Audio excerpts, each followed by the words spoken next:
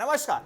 जब आपको name fame money social media पर मिल जाता है तो आप फिर YouTube, Facebook, Instagram, ट्विटर पर अपना लक आजमाने से पीछे कैसे हटेंगे? अगर YouTube पर 3 से 4 वीडियो बना करके आप अपने को खुद को पॉपुलर कर सकते हैं तो आप YouTube क्यों नहीं करेंगे?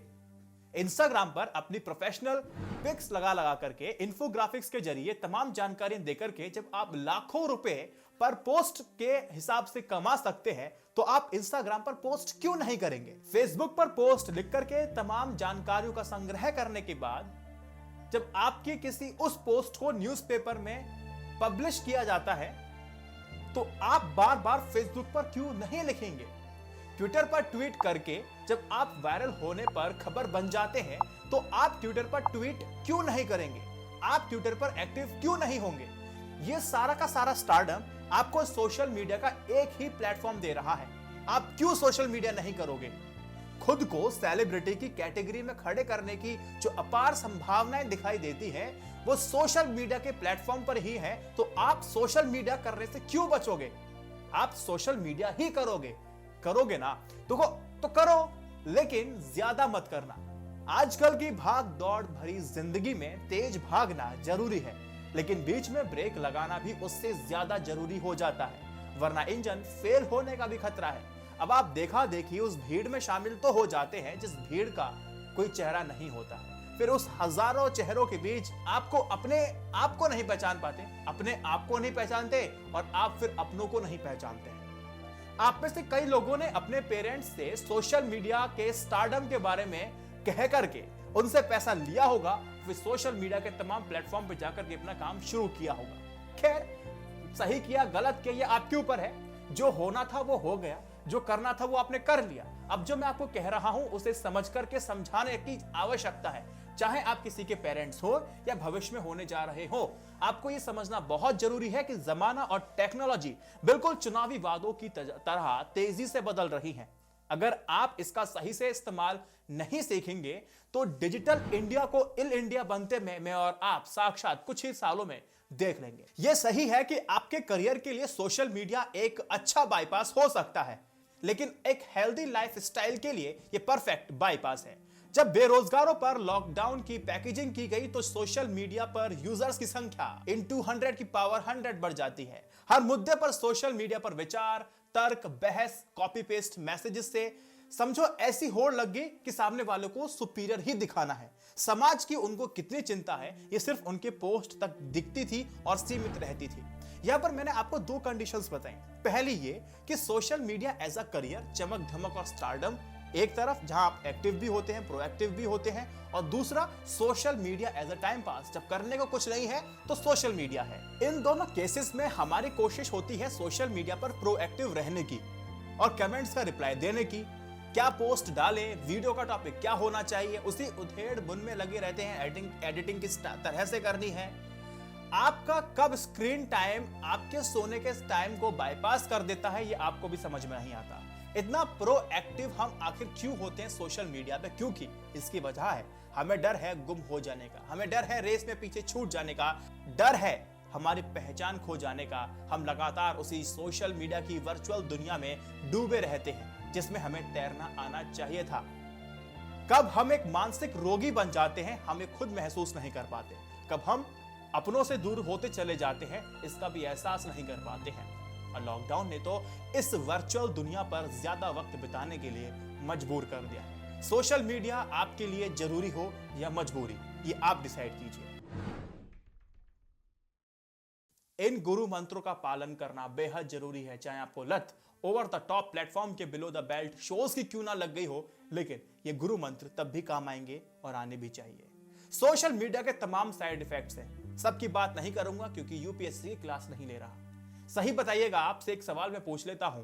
जब भी हम सोशल मीडिया पर कुछ लिखते हैं, बताते हैं, फोटो पोस्ट करते हैं तो कोशिश यही रहती है कि हम सिर्फ अपने अचीवमेंट्स को लिखें, ब्लॉग्स में वही दिखाएं। हम अपने फेलियर्स के बारे में बताने से बचते हैं, लाइक शेयर कमेंट देखकर खुश हो जाते हैं, लेकिन स्लोली ये स्टेडली एक लंबी चेन बन जाती है जिसमें व्यूअर खुद को आपसे कंपेयर करने लगता है और फिर वो धीरे धीरे उस डिजिटल स्ट्रेस का शिकार बन जाता है आपकी वजह से। अमेरिकन अकाउंटिंग जनरल में एक रिपोर्ट छपती है, पब्लिश होती है उसमें कई सारी बातें की गई थी। कुछ पॉइंट्स हैं, ध्यान से सुनिए। जो लोग सोशल मीडिया पर ज्यादा एक्टिव होते हैं उन लोगों की काम करने की जो क्षमता है, जो उनकी कैपेसिटी है, वो कम होती चली जाती है। दूसरा, जब लोग दूसरों को खुश होने वाले तस्वीरें, अचीवमेंट्स वाली पोस्ट देखते हैं तो अंदर ही अंदर एक हीन भावना पैदा होती है। उसको देख के गुस्सा आता है, बेचैनी होती है, खुद को दुनिया से लेफ्ट आउट फील करते हैं और एक वर्स्ट कंडीशन में तो यह होता है कि व्यक्ति एबनॉर्मल बिहेव करता है, असामान्य व्यवहार करने लगता है। लोगों में फोमो यानी कि फियर ऑफ मिसिंग आउट की भावना बढ़ती जा रही है, ये खतरा है। इस पे लगातार रिसर्चेस भी हो रही हैं और इससे ज्यादा खतरनाक कुछ भी नहीं है। फोमो एक बहुत बड़ी बीमारी है। अब आप कैसे आइडेंटिफाई करेंगे कि आप डिजिटली एडिक्ट हैं या नहीं? लगातार अपने फोन को चेक करना, कभी मेल, कभी पोस्ट, लाइक, व्यूज, ट्वीट्स, पैसा कितना आया गया, थोड़ा भी खाली समय मिलने पर फोन को नींद से उठा देने की अगर आपकी आदत बन चुकी है तो आप डिजिटली एडिक्ट वाली कैटेगरी में आ चुके हैं। अच्छा, अब आ चुके हैं तो इसका सोल्यूशन क्या है? इसका सोल्यूशन है, कुछ लोग सोशल मीडिया से दूरी बना लेते हैं कुछ टाइम के लिए, उससे कहते हैं डिजिटल डिटॉक्स। कई बार अपने फेवरेट यूट्यूबर्स को भी देखा होगा, इंस्टाग्राम पे भी आपने देखा होगा। कुछ लोग ये भी कह सकते हैं कि इतना खतरनाक अगर है तो सोशल मीडिया ही छोड़ दें। छोड़ना कोई सोल्यूशन नहीं होता। ध्यान रहे, हर तरह का स्क्रीन टाइम भी खराब नहीं होता।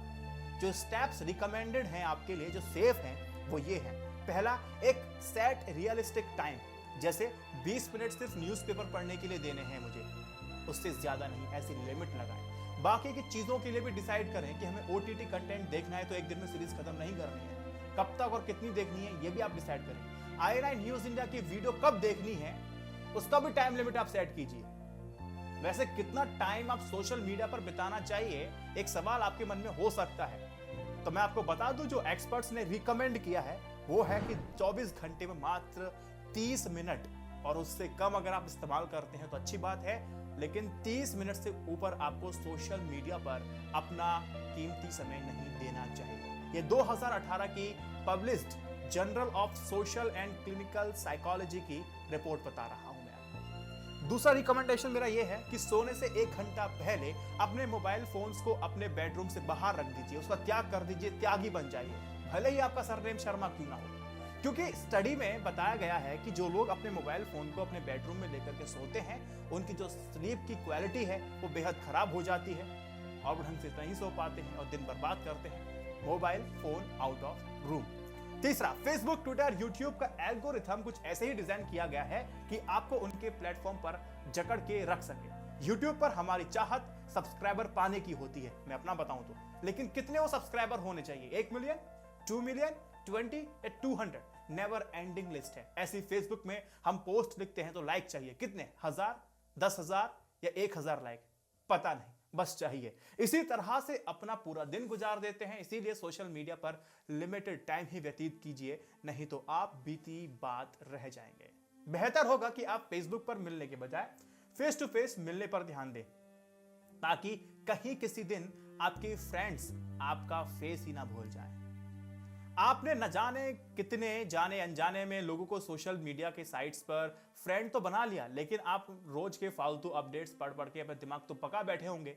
इस प्रॉब्लम से छुटकारा पाने के लिए आपको यह समझना होगा कि सिर्फ दोस्तों में टशन दिखाने के लिए सोशल साइट्स पर फ्रेंड लिस्ट का साइज बढ़ाने की कोई आवश्यकता नहीं, कोई जरूरत नहीं और इससे कोई फायदा भी नहीं। एक काम कीजिए, अपने मौजूदा सोशल अकाउंट को भी 2 पार्ट्स में बांट दीजिए, एक फ्रेंड्स और एक फैमिली। थोड़ा स्ट्रेस भी कम हो जाएगा, करके देखिए। स्टडीज की माने तो हम में से तमाम लोग मोबाइल और वर्चुअल वर्ल्ड में गोते लगाते वक्त सब कुछ भूल जाते हैं। बेशक इसका असर ना सिर्फ आपकी पर्सनल रिलेशनशिप पर पड़ता है बल्कि आपकी सोशल लाइफ पर भी दांव पे लग जाती है। एक्सपर्ट्स कई बार कह चुके हैं, उनका मानना भी है कि अगर आप अपने लैपटॉप, मोबाइल फोन के बजाय रोजाना 1 घंटा किसी पार्क या स्पा सेंटर या दोस्तों के साथ या फैमिली के साथ बिताएंगे तो आप अपनी लाइफ में वह सब कुछ हासिल कर सकते हैं जिसको आपने सिर्फ ख्वाबों में देखा होगा। सवाल सिर्फ आपसे पूछना चाहता हूं, किसी दिन आप फुर्सत में बैठ करके सोचने की कोशिश कीजिएगा और पूछेगा खुद से कि क्या सोशल साइट्स पर आपका अकाउंट होना जरूरी है, या फिर